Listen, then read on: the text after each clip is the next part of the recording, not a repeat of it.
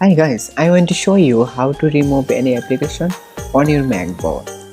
First of all, you are going to your application. Okay, then you search in your application like your app's name. I just writing my targeted remove apps. You can see that my targeted application like screenshot. I just click in top right button plus that included name and system files then included are included. Okay, click in, then apps finish, click in remove. Okay, just need to use password on Mac account. Okay, just I click my password, then automatically remove this account.